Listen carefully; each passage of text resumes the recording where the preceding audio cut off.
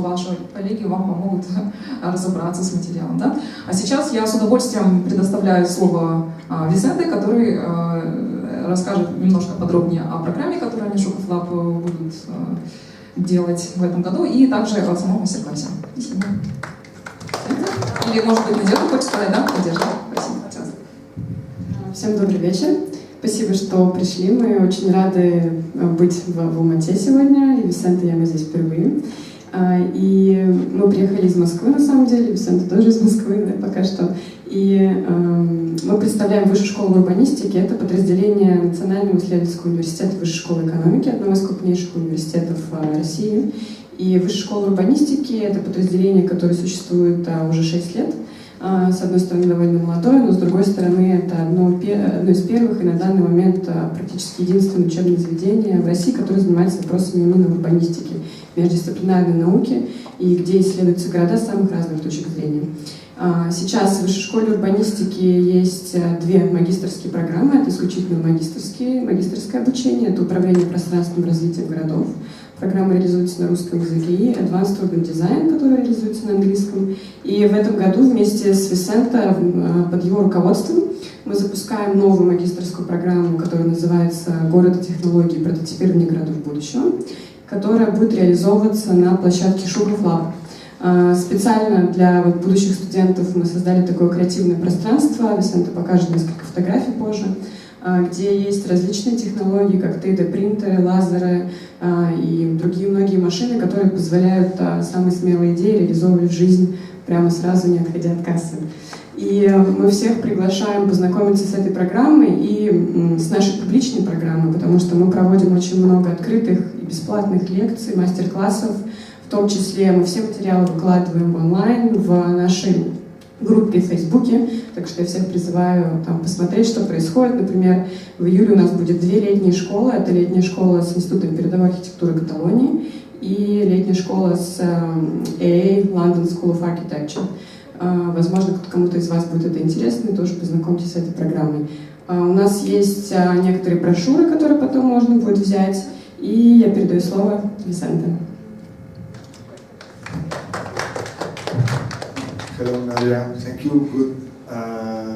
Good afternoon. Some first questions. Anyone doesn't speak English? So, you speak English almost all of you. Good. Second question. Who is not coming tomorrow to my lecture? Because you will not come and you will not come. Okay.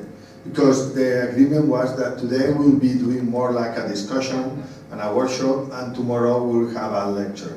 So that's why what I did now was to prepare maybe 20 minutes, 15-20 minutes talk in order to frame the discussion and the challenge that I want to present to you, and then after that we'll be working and you will be presenting your work. Okay? Good? Good? Perfect. So,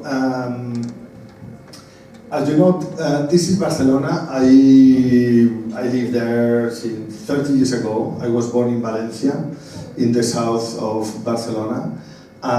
So I was the chief architect during 4 years, and we developed many projects. Tomorrow I will be talking more about the project we are doing in Barcelona.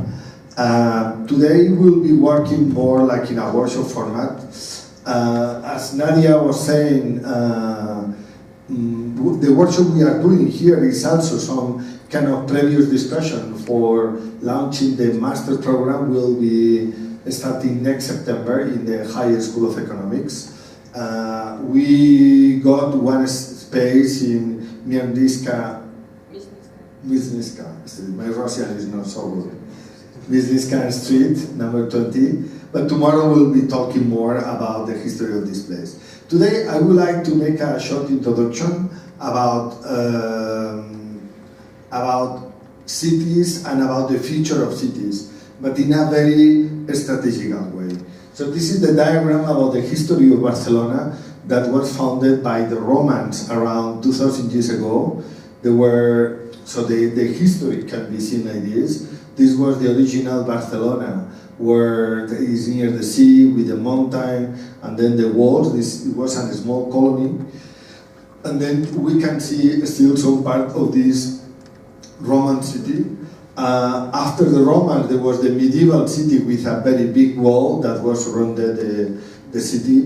And then the interesting challenge, or the interesting question is that it was Barcelona in the middle of the 19th century, surrounded by the walls, with a big agricultural area around. But the city started to have the Industrial Revolution. And with the Industrial Revolution, the city started to be densified, but the city was still surrounded by walls. So the discussion at that moment, that with the first Industrial Revolution, was how to demolish the walls and how to develop a plan in order to use the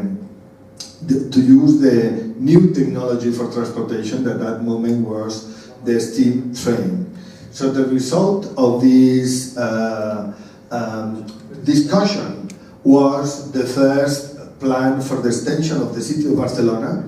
And in fact, this was developed by an engineer called Ildefonso Cerdà. And Cerdà, he also, in parallel, he wrote the first theory of urbanization, and he invented the word urbanism.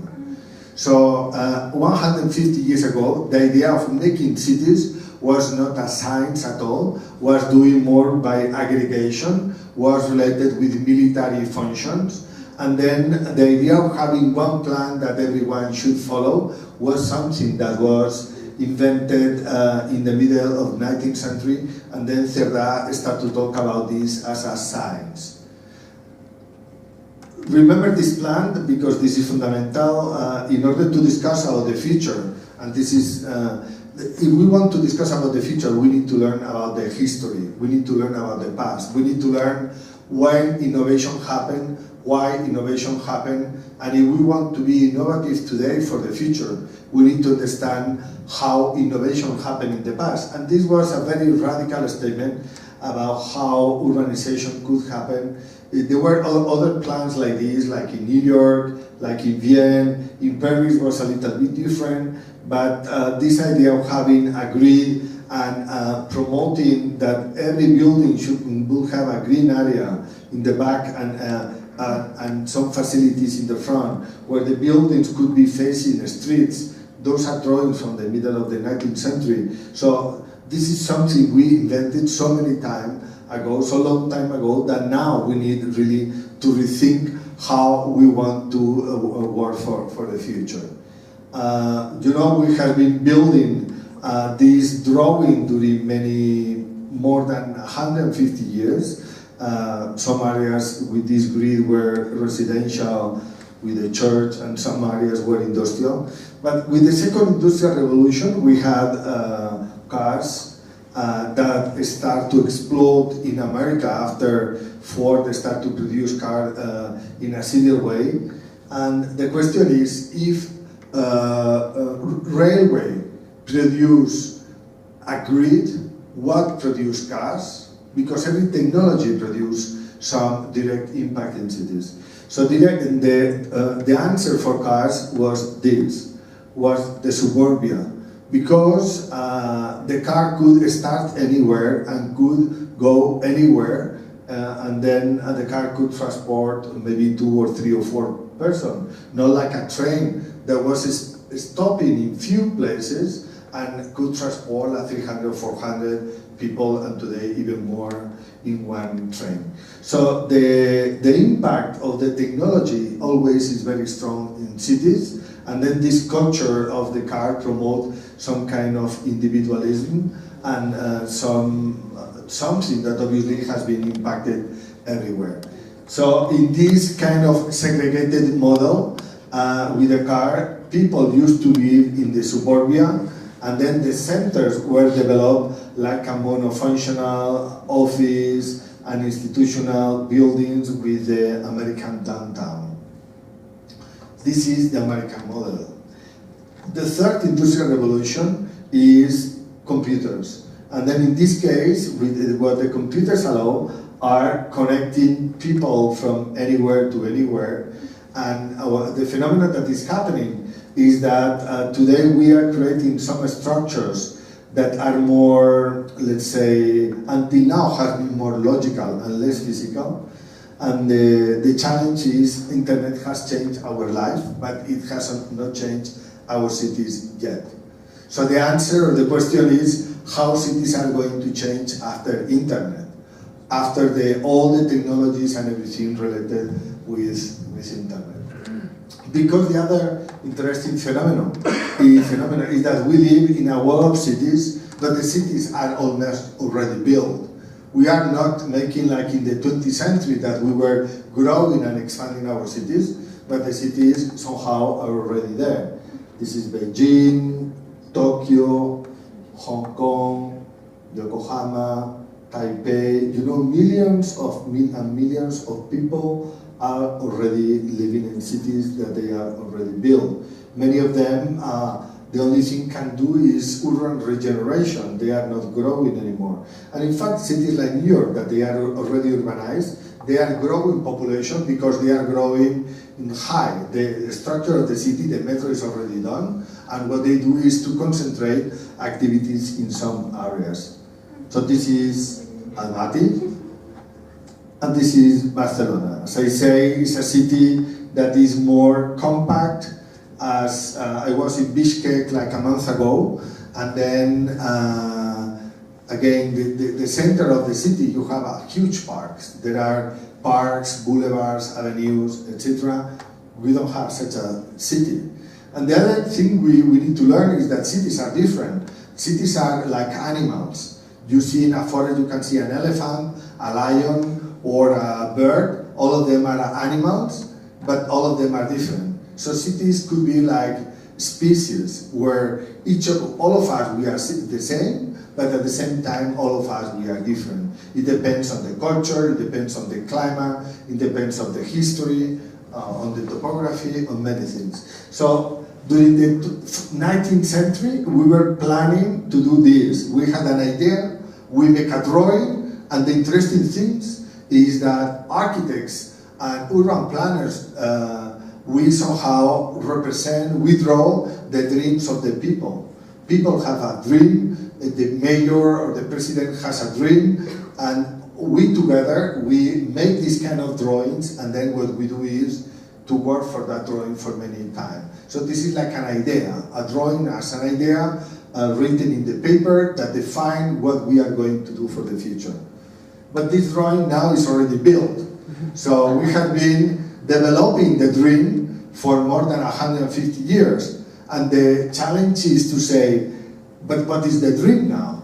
If the dream was to build the city, and now the city is built, what is the dream now? The other question is the economy. The economy on that dream was very clear.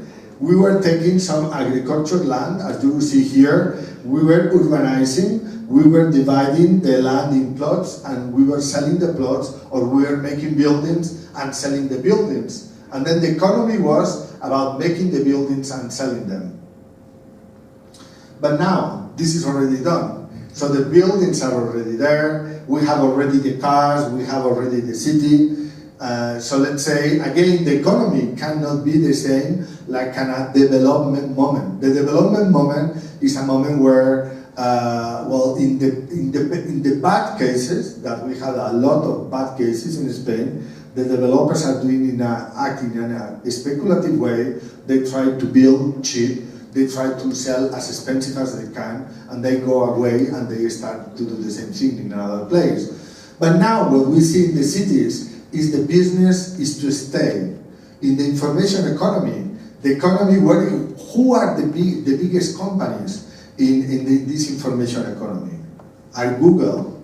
And where are the people that use Google? They are there. They are inside their houses or inside their offices. Is Uber. And Uber are moving the cars that they are there, or are the power company, or the water company, or the telecom company. So let's say that the business associated with the cities that are built are not anymore making buildings, but is to run the business of living. And to run the business of living means to move, to eat, to work with computers, and then to provide lighting, information, etc. So this is the information economy, and it's a service economy, is not anymore a product economy. Then obviously we had a dream of making this kind of blocks. Now the interesting challenge, and this is what we are working now, is to add this information layer. On more than information is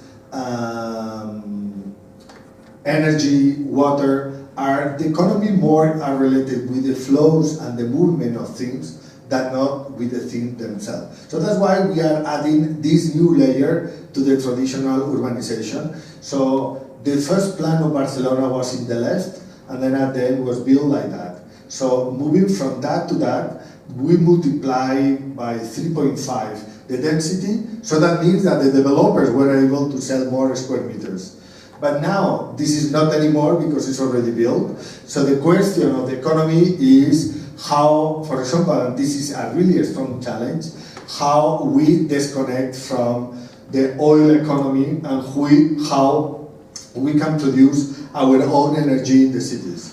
I know that Kazakhstan is a country that has a lot of oil, but there are many countries that really want to leave the oil economy because it's generating challenges with the climate warming, is also giving more power to some few countries that have the chance to have oil underground, and then other places we have sun. And with sun we could produce energy, I mean, where the cost of running this would be almost zero. So the phenomenon that is happening is that we are moving from the traditional urbanism to what we call urban habitat, from industrial economy to information economy, from products economy to service, from urbanization to regeneration, from speculation to investment, to centralized economy to a distributed economy, from top down to bottom up, and for fast growth to slow growth. No? So this is, and obviously, as I say before,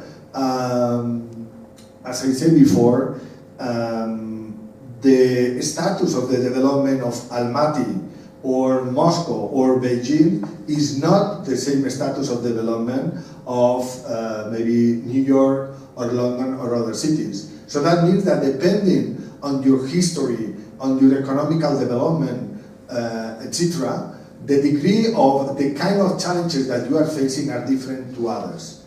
Okay, so Africa, for example, in Africa cities, they are thinking to do things that maybe Almaty did 40 years ago. And then the question is that you see different cities, and if you want to see the future, maybe you need to look to Tokyo or you need to look to Paris. You know, and then the question is, we should learn from different cities in order to see what they did and what we are going to do next. If you see that your streets, you don't have so many pedestrian areas, is because maybe you are thinking to have pedestrian areas. That, by the way, I saw that you are starting to have this phenomenon. This is something we already started to do 30 years ago. This is something Moscow started to do 5 years ago, and only in the last 2 years they developed a huge amount of reduction of space for cars. During the 20th century we were building, tomorrow I will show some samples, we were building highways because the idea is everyone should have a car. You remember the fight between Robert Moses and Jane Jacobs in New York because he wanted to make a highway in the 5th Avenue, an elevated highway, and then there were the people that were fighting saying we don't want a highway, and finally they won. But there have been many highways in the middle of the cities in many places, and now the new phenomenon is that we are demolishing these highways, we are starting to develop more public transportation and more pedestrian structure. Okay, so in any case, what we call a city can be different things in different parts of the world. This could be China, this is Barcelona, this is Los Angeles. So you see what we call cities. Remember, I said there are different animals. Good. And then that means that we have different species of urbanity. We have been working in trying to work in a rational way, because if there are people that are taller, lower, black, white, yellow, or whatever, but all of them have the same anatomy. So the anatomy of every human is the same. Okay? And the question is, which is the anatomy of any city? And that's why we were developing this drawing, because what we wanted was to have a rational description of every layer in a city that could be used in order to understand how we should react or how we should transform in front of each of these layers. So this diagram explains us that the city has a physical part, has the society, the people, and then there are the interaction between the physical and the people, like the economy, the culture, information. And then among the physical structure, we have the environment, the different infrastructures like information, energy, water, transportation, and then we have the build domain. So let's say that this is the anatomical description of any city. This can be applied to Almaty and can be applied to Moscow or to Barcelona. What we are going to do today, the challenge that I would like to present to you is to try to discuss about this idea of let's say, the organization of your city, how your city is organized. Because during the 19th century, the cities were developed mostly like the left side. They were like super centralized model because the cities had a very clear center. Paris could be a good example of that. You have Paris, and then more people were coming. There was a fast urbanization, then they made the suburbia. And it was very clear that this historical center was something more dense and compact, and the suburbia was another thing, okay? The question is, when these cities, and one of the best representation of the super centralized model, again, is Moscow or is Beijing, because those are places where the city has been built in an aggregated way. And because the construction during the 20th century was more based on this monofunctional description of the modern architecture, based on the segregation of functions. People were sleeping here, industrial areas were here, and in fact in this diagram there were some ideas about housing and then green, etc. So it was a very simple approach and an organization like a cell. This diagram could be like a cell. But then when cells become so big, they become inefficient because the effort to bring energy from the membrane to the center is so huge that then these collapse or generate cancer or something like this. So that's why cities that were based on the centralized model at some moment decide to start to be decentralized. They start to decide to start to develop other centers. And the case of Los Angeles or Seoul, that are cities with 10 million people, they start to develop, and where, I mean, let's say there was some history. In Los Angeles was not too much history, but they had the downtown, they had Santa Monica, they have some other areas. What they start to promote was many centers inside the same city. What we are working in Barcelona is another model. It's the model for the 21st century. That is based, if the first model, if we imagine we think on television during 20th century, where in the center was a television from the country, and then all of us were watching the television. If we apply the telecommunications model to the internet age, from this diagram that is television, here we have YouTube. YouTube are many people publishing things and many people watching to other people did. So let's say there is not only one center. Obviously there is someone that organizes the system, but there is not one center, there are many centers. And this is the Barcelona, so if this is Moscow, this is what we are doing in Barcelona. What we are promoting is a distributed model where what we have are many centers in the city. The centers are something like this, are places where you can find almost everything around your house and almost everything that you need to live. Oh, we translate this to Russian. We have somewhere in Russian. But then here, where I put all the different facilities people need with the different ages, like food, health, education, culture, sport, administration, civic center, and working areas, and then with the different ages. So the best places, the best cities will be those that you don't need to move, you don't need to take a car to make your normal life. And then what you can do is walking everywhere or almost everywhere. And if you want to go, but this is in a daily basis, so you go to the health center or you go to buy the food in the market. Other people like very much go to the market or they go to the library. The kids and in Barcelona libraries are full of people. So the idea is those places are those for the, let's say, neighborhood life. Obviously, if you have an opera or you have a football game, you have some other city or national public facilities. But for this regular basis, the idea is trying to develop a city like this. So in Barcelona, in order to show that this is already happening, this is the diagram of the markets in Barcelona.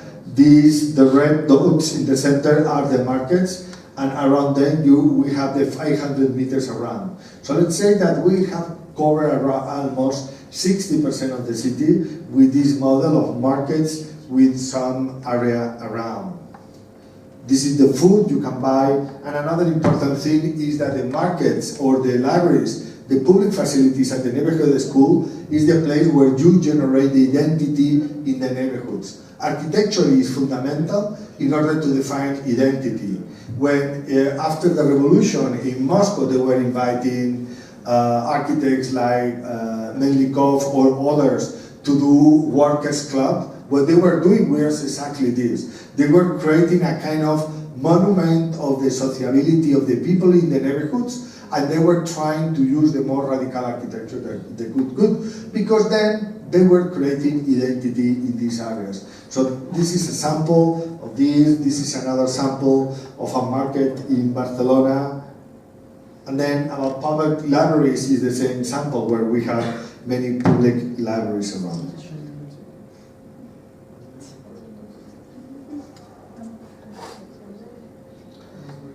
So in parallel to this idea of the neighborhood, the other question, and this is something I have been always obsessed, is about the idea of how we represent the city.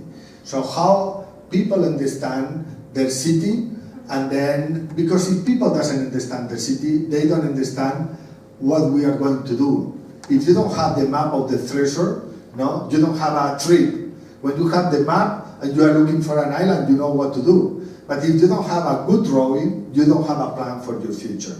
So that's why in my work obviously was to define this drawing, but not only to define the drawing, but also to try to share and the people could integrate in their mind, because then when you say, now we are going to act in the mountain, the people will remember that we have big citizens living in the mountain. Or when we say we are going to act in the river, people will understand that why we need to do this. Because if not, all the money will go always to the center. That this is where is more people visiting, etc. The work in a city is to try to bring the same quality of life everywhere, not to the center. We need to kill the difference between center and periphery, and what we need to try is to bring quality everywhere. So that's why, well, sometimes we use big data and we have some kind of systems of representation that are quite abstract. But as I say, this is the work, the drawing I was working during many times in order to represent what is the city. So, just to finalize, what we are going to do today is we are going to discuss about these two topics, about the idea of how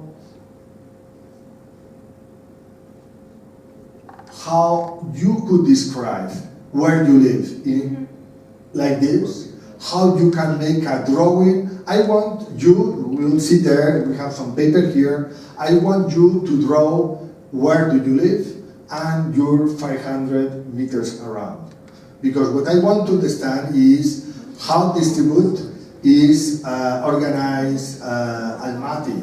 I mean, how, but it is not only how distribute is, but how you understand how distribute is, okay? So you are going to make 2 drawings in 2 papers. One drawing will be this drawing about explaining where you live and how is your city around and what are the facilities that you have around, okay? And then the other drawing that you are going to make is to make the drawing of Almaty. I don't know Almaty. I arrived today 5 a.m. in the morning, so I want you to explain me how is it, and you should do it doing one drawing, okay? So the question is, what we want to discuss is, after that we'll put all the different maps of your neighborhood, and we'll try to make a map of a distributed Almaty with all the different, we need a wall, I don't know, we have a wall. Okay, so we are going to put there the different drawings that we have, and each of you will explain how you live, etc. And then in parallel, we'll have another drawing on the whole Almaty. Okay? Good, it's clear. Any question, any comment? Да, сейчас я традиционно. Okay. В общем, сейчас будет практическая часть. Вот, практическая часть, она достаточно простая. Вот у нас здесь есть раздаточные материалы, это бумага формата А3 и маркеры. То есть задача стоит в том, каждый из вас возьмет себе по листу бумаги, у нас есть столы, 2 листа каждый возьмет себе. У нас есть столы вот слева и справа. Берите себе, ну, надо будет как-то договориться и шерить, потому что сколько столов у нас есть, столько есть. Вот, в общем, первая задача это нарисовать свой район. Да, место, где вы живете, да, с центром. Да, ну все поняли, да, в принципе, и инфраструктуру. Это первый. А второй это нарисовать, скажем так, ментальную карту города. Как вы его себе видите? Не ментально? It's not necessary to draw the circle. What you should imagine is 10 minutes walk in every direction. So it's not necessary to make a circle. It's more to imagine your city, your house, and 1 square kilometer more or less. You're talking about the neighborhood part, right? Yeah, the neighborhood part. Yeah. Okay, now I'm talking about the. Okay, about the city is, don't say anything. They draw because each of you will have the idea that the border of Almaty is in Beijing, or other will imagine that the border is somewhere or in the mountains. So I want to understand what you understand by Almaty. Okay? It's like so-called mountain. Yeah, exactly. Ну вот, в принципе, я была права, это ментальная карта, это вторая часть. Вы рисуете ментальную карту Алматы, как вы себя видите, где горы, где там базары, что у вас вообще в городе находится, по вашему мнению. То есть, да. Потом будет у нас, мы сейчас принесем скотч, и потом, после того, как вы закончите со своими 2 рисунками, мы их все будем вывешивать вот на той стене и анализировать, и каждый из вас будет ее презентовать. Хорошо? How much time do we have? 30 minutes. 30 минут. Yes. Can we use Google Maps? No. Okay. No, because it's about your memory. Okay. It's about what you remember, what you know, how you imagine. It's okay. It's not an exam. I mean, it's more like a way that you yourself you understand what you understand. Да. Вот вторая часть, когда мы все Алмату рисуем, можно ли делиться на команды или каждый все равно? Нет, индивидуально. Индивидуально. Очень важно, чтобы вы не вместе работали индивидуально, потому что у каждого своя карта города, и она бывает очень разная. И плюс еще по районам обязательно индивидуально, потому что вы же в разных местах живете. Понятно. Если у кого-то есть вопросы, подходите в рабочем порядке, раздаточные материалы здесь. Нет, сюда, к сожалению, нельзя. Вон там, пожалуйста, на столы, это, к сожалению, наш рабочий стол. Располагайте столы, как вам удобно, двигайте, можете их двигать, но желательно все потом поставить обратно, как это было. Все, 30 минут пошло у нас. Секаем. Бумага там.